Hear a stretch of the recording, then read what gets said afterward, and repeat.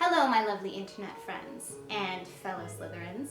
I have taken the Pottermore sorting hat quiz twice, one last year and then one this year, and each time I get Slytherin.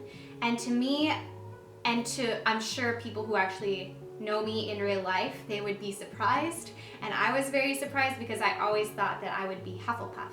But according to Pottermore, I am in fact a Slytherin.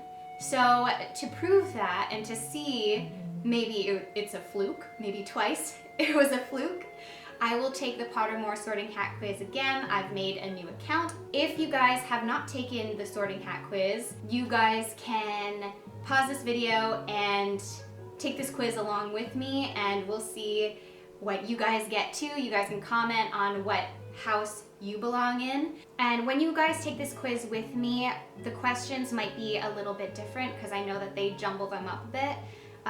So don't be worried if we have different questions. If you have already taken the quiz and don't want to watch me take the quiz, I will put a time slot for after the quiz when I tell you why it's okay to be a Slytherin.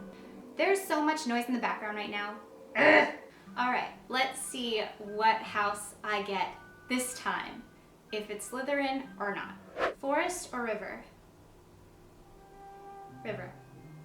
One of your housemates has cheated in a Hogwarts exam by using a self-spelling quill. Now he has come top of the class in charms, beating you into second place. Professor Flitwick is suspicious of what happened. He draws you to one side after his lesson and asks you whether or not your classmate used a forbidden quill. What do you do? Tell Professor Flitwick that he ought to ask your classmate. 'Cause it's not me. What kind of instrument most pleases your ear? The violin. After you have died, what would you most like people to do when they hear your name? Miss you, but smile. If you were attending Hogwarts, which pet would you choose to take with you? White cat. What are you most looking forward to learning at Hogwarts? I think every area of magic I can.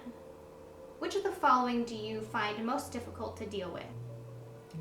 Being ignored. Black or white? White. Slytherin. Congratulations on being sorted into Slytherin. Here's another fun fact. So my sister also took the quiz, and she, my twin sister, also got Slytherin. How crazy is that? And most people probably wouldn't peg us as Slytherins. So very interesting, Pottermore, very interesting. Now, I will be the first to admit that when I got Slytherin, I was disappointed because of the stigma and the misconception that all Slytherins are evil, which is in fact not true. And one of the greatest wizards is a Slytherin, and that's Merlin. Merlin was actually pro-Muggle rights, which is very interesting because most Slytherins do not believe in Muggle rights, but Merlin did. Here I will show you some facts as to why Slytherin is a great house. And these are all facts that I found on Pottermore and some in other places online. Some of the traits of Slytherin are resourcefulness, cunning, ambition, and self-preservation.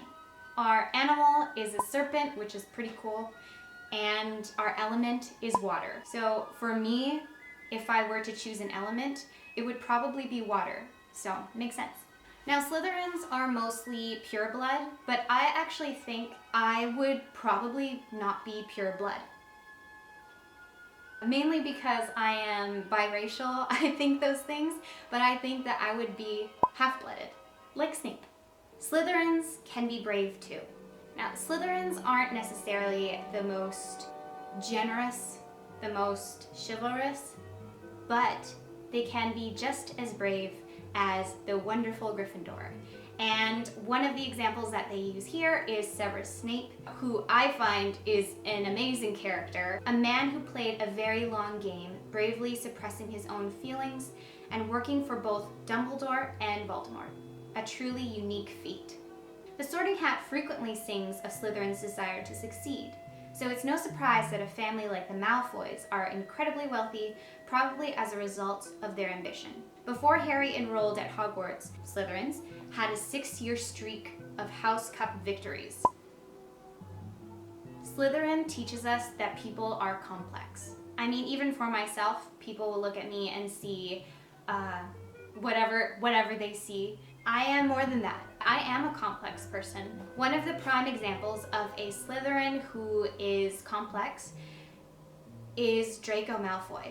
I've always been fascinated by Draco Malfoy. I've never actually hated the character. Draco is just someone who was scared. In fact, he was emotionally being tormented by Lord Voldemort.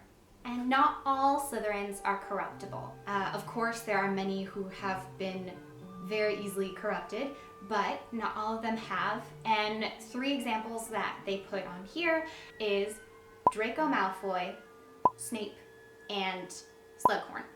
All 3 of these characters to me are not pure evil, and it says Draco shows a glimmer of compassion, Snape showed love, and Slughorn offered companionship.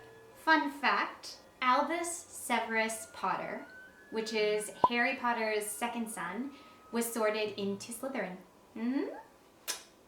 Slytherins are encouraged to be free-spirited and to bend the rules.